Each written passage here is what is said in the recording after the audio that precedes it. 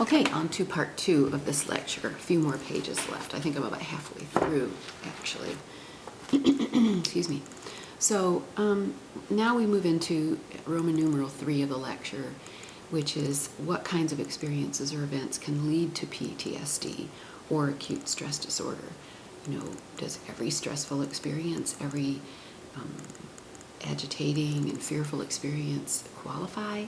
Well, there are some common causes, but generally I would say that the experience needs to feel like a very big emotional upheaval. So even in your textbook, Christy Cannell cites another researcher who says that the most common cause of PTSD for most people in the world is the death of a loved one. So I've been talking about really frightening, terrorizing experiences, and to me the death of a loved one, it is frightening, and I suppose it could be terrorizing, but it's not like being attacked or being in a bank robbery or being mugged or being in a shooting. And so even something, that is as sad and profound as losing a loved one could be the kind of experience that could generate an acute stress disorder or PTSD. I have listed in my notes that I wanted to mention to you to see the list at the bottom of page 135 and the top of page 136. I'm just going to pull out my text and hit some of those highlights, which are possible experiences. So pages 135 and the top of 136. And so here you see a list like witnessing a loved one being murdered, witnessing or being part of a gruesome car accident, definitely a potential cause, being kidnapped or being the parent of a child who was kidnapped, having personal property vandalized, like being burglarized in your home, having someone come into your home, and even when you're not there, being robbed at gunpoint, personal or family victimization. This is a key one because it's such a common one. It is so traumatic because people in our families are supposed to be the ones that love us and keep us the safest, and to be violated or harmed by someone in your family is very traumatizing. That goes without saying, I think. Also, living through a natural disaster like a flood or a tornado or an earthquake or something like that, a forest fire even could be one of the causes. Experiencing a man-made disaster. So in the man-made disasters, here we're looking at things like shootings, we're looking at terrorist events, and in fact most of this chapter she spends describing different kinds of man-made disasters that people experience that have the potential for causing PTSD or an acute stress disorder. Absolutely being in military service and being deployed in active service is an example of a man-made disaster, if you will. Bullying falls into this category. When you think about doing trauma-informed treatment for children, bullying can feel very frightening to kids, very much like life-threatening, because they're not equipped to cope with that kind of onslaught of behavior over and over and over again. The cruelty of it is something that can cause acute stress disorder or PTSD. Sexual assault goes without saying. And then the last one you see on the list is combat or being in a war zone.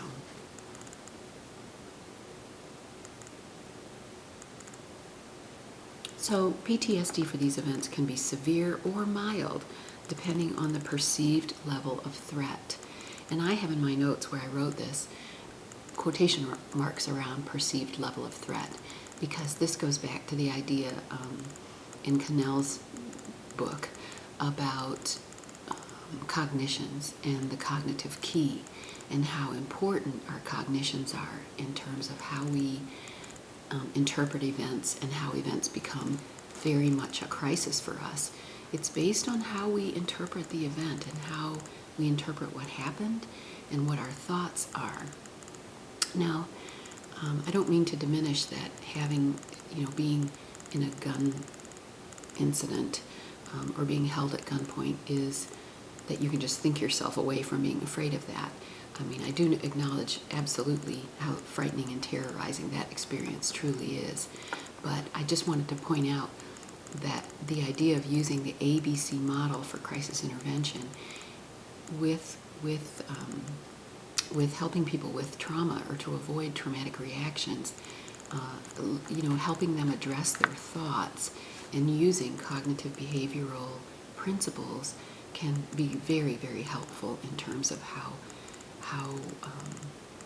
severe their stress reaction is. Crisis workers are bound, and clients are, I'm sorry, I'm reading this from my notes. Crisis workers are bound clients who have experienced trauma and not deal with them. What do we mean by that? Immediately after. I'm not sure what I meant by that when I wrote that, but my notes do go on to say these clients may exist in a chronic crisis state.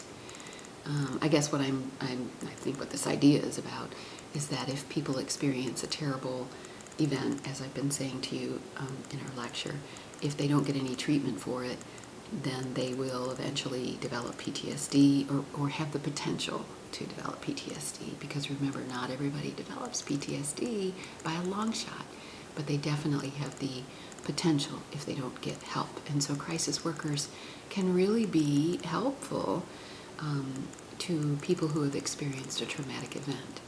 And I'm just kind of reiterating this idea that using the model of the ABC crisis response can be a way to help someone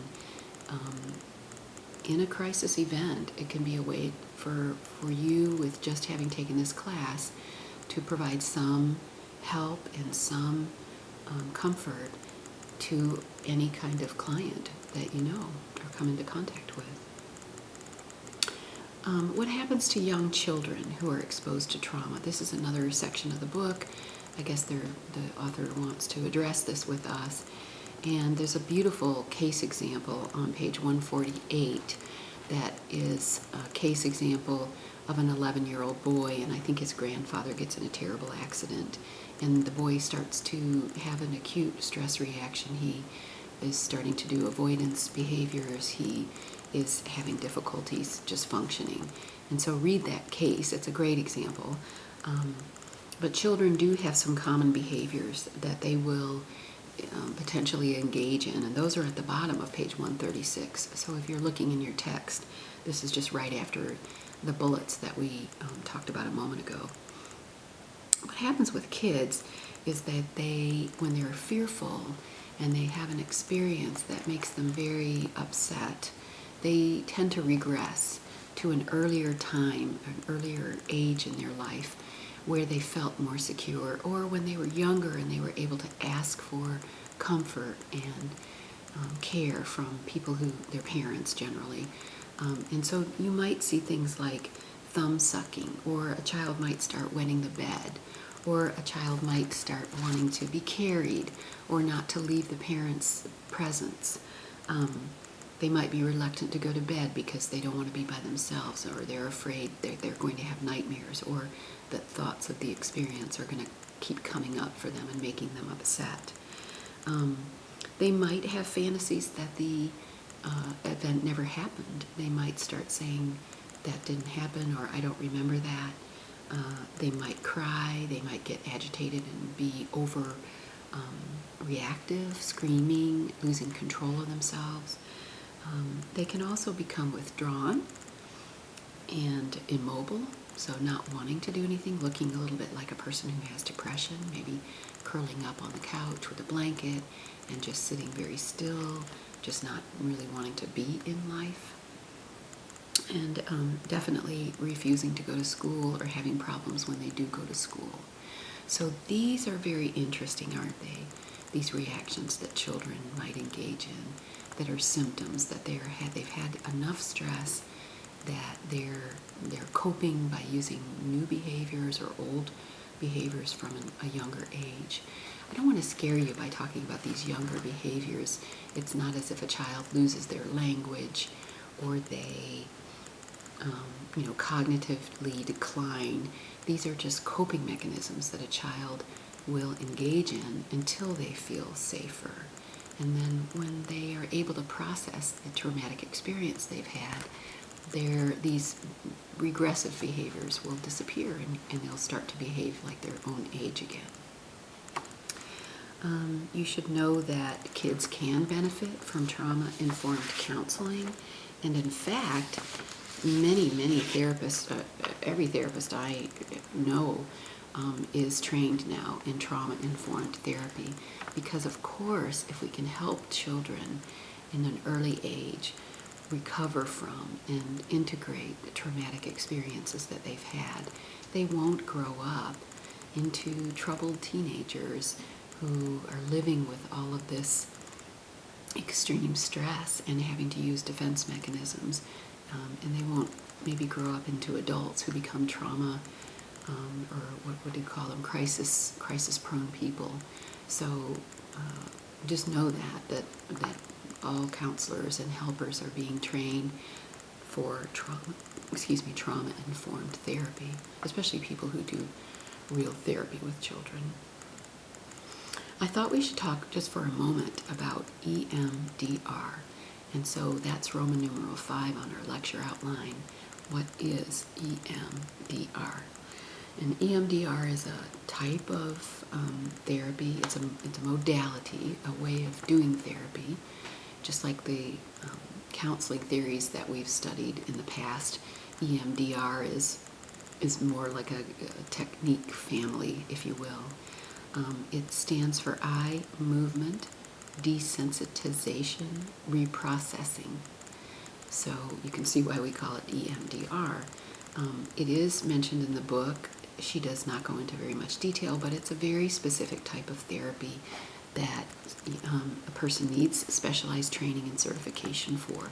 So EMDR would be something that if you were working, you're a master's level person and you were working and you wanted to be certified to provide EMDR, you would go to a specialized training and get supervision for it and so on. It's kind of an added on skill set, if you will, that you would receive a certificate of having been trained to do EMDR.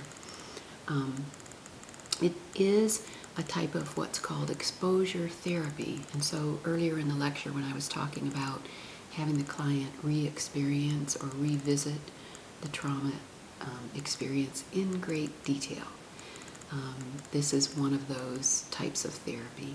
And so the client is guided first to learn how to calm themselves, how to ground themselves. So the very first part of EMDR is learning this skill set and practicing this skill set.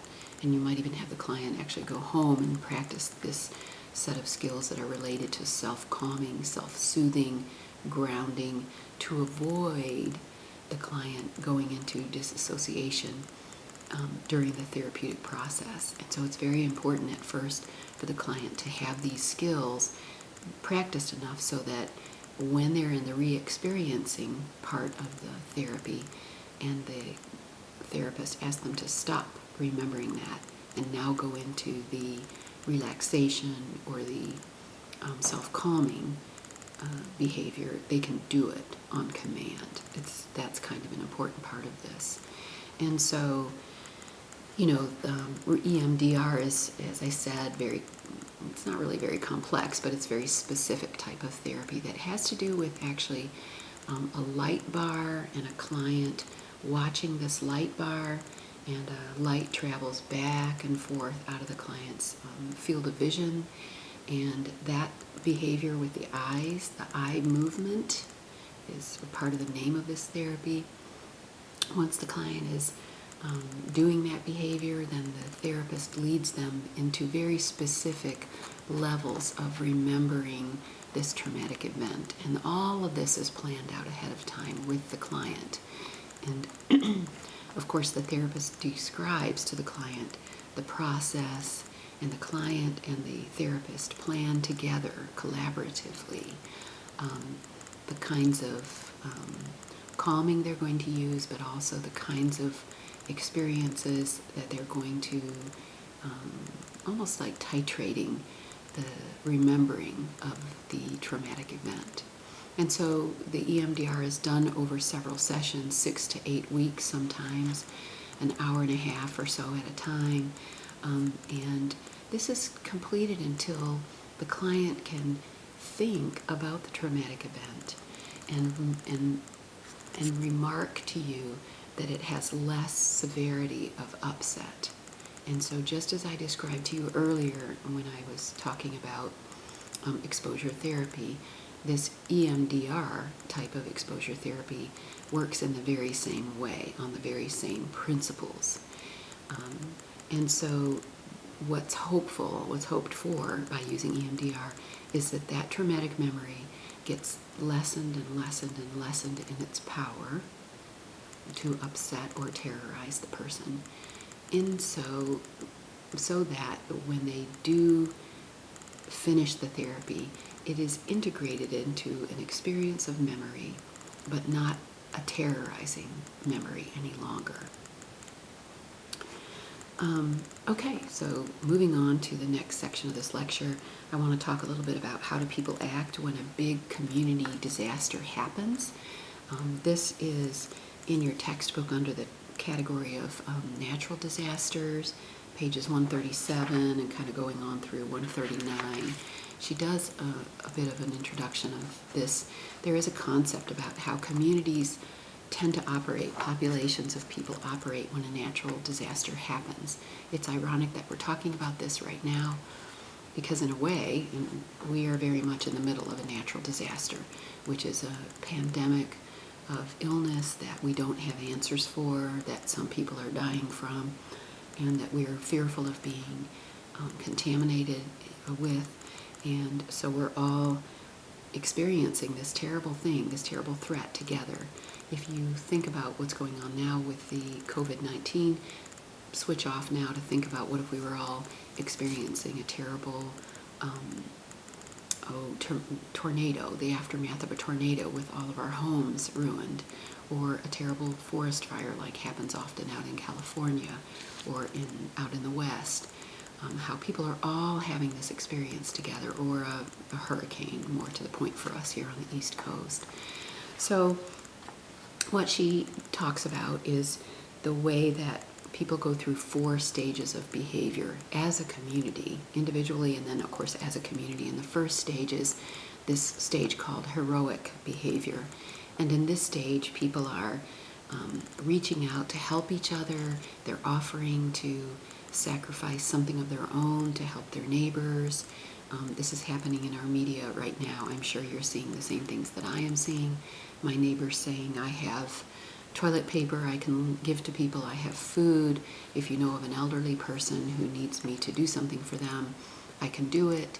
It's this very helpful, we're all in this together kind of attitude. And then sometime later in this process of a natural disaster, people they're on what's called the honeymoon phase, or in what's called the honeymoon phase. And this is on page 139. This honeymoon phase lasts from 1 week to 6 months after the disaster. And there's a strong sense of having shared with others something that's very dangerous and catastrophic, and having lived through it.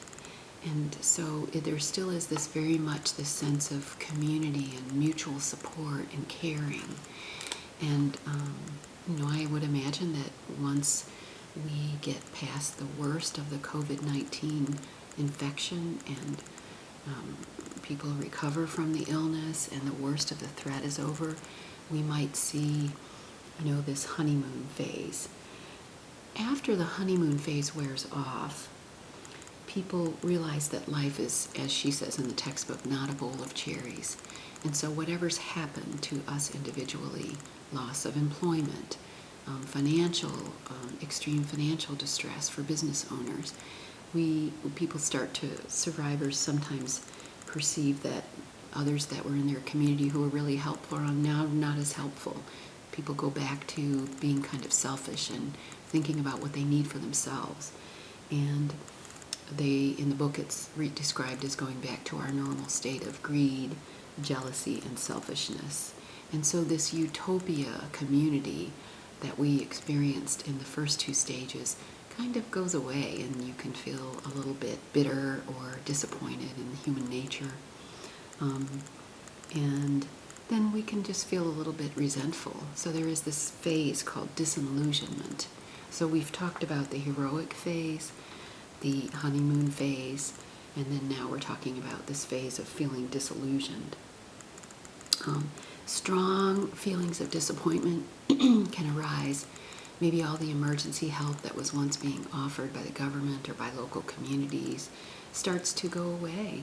And then the last phase is called reconstruction. And this is when, people, each of us really just understand that we have to take care of ourselves again. We have to build our businesses back up again. We have to, deal with our financial struggles and stressors all over again. Many people might even after this is over, have to find new employment. If their former employer doesn't have enough business to hire them back immediately, they might have to go and look for new employment. And so in the reconstructive phase, which is the final phase, survivors realize they have to rebuild their own homes, their own businesses. And this phase is actually thought to last for as many as several years, and you can see why. In the recovery from a natural disaster, things don't happen in a matter of months. So it's important. That's another important set of principles to understand. How people generally are going to react to natural disasters. All right. When people experience a community disaster, what are the best practice guidelines? How can, community emergency responders help them?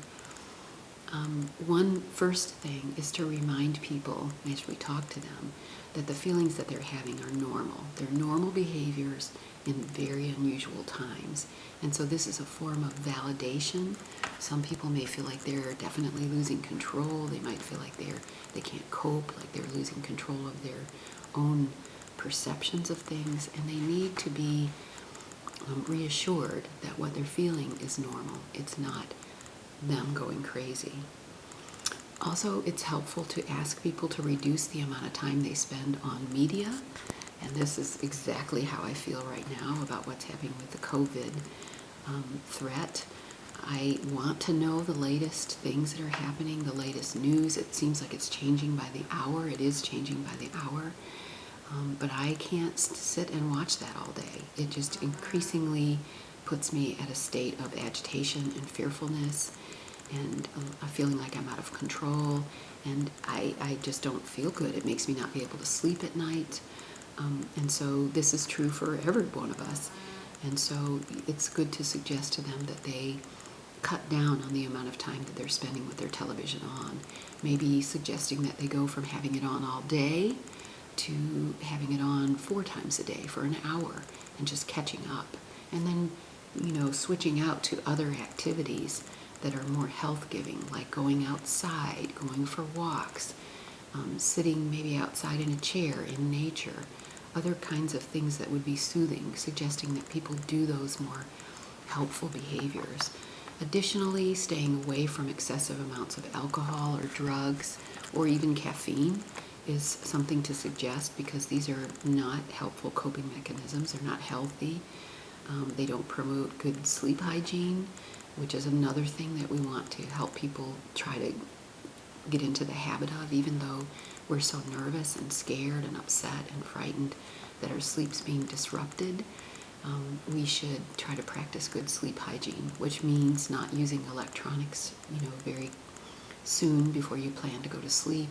It means going to sleep in the same place at the same time if you can, and doing something soothing before bed, maybe praying or meditating or reading or listening to music, anything but watching the news on your tablet or checking crazy Facebook posts on your tablet. Let's see. The last thing that's suggested as a good practice to suggest to clients is to get them engaged in helping others.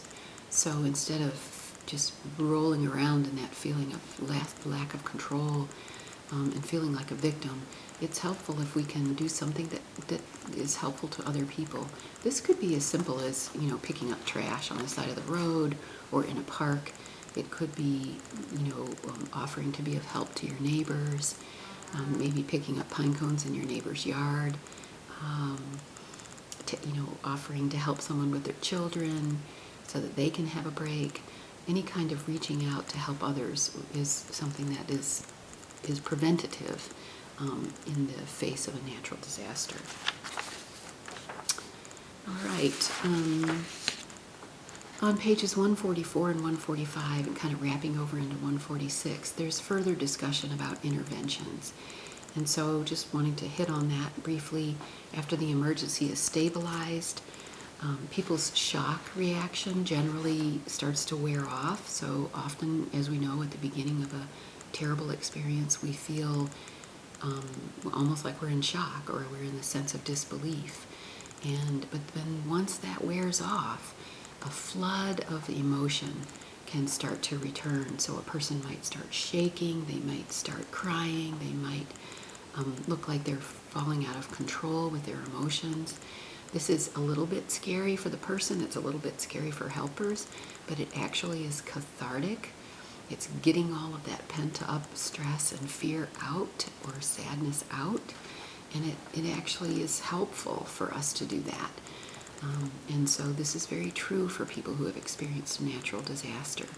Again, the idea of teaching and helping a client through a grounding experience is a way to show them that they can help themselves calm from this experience.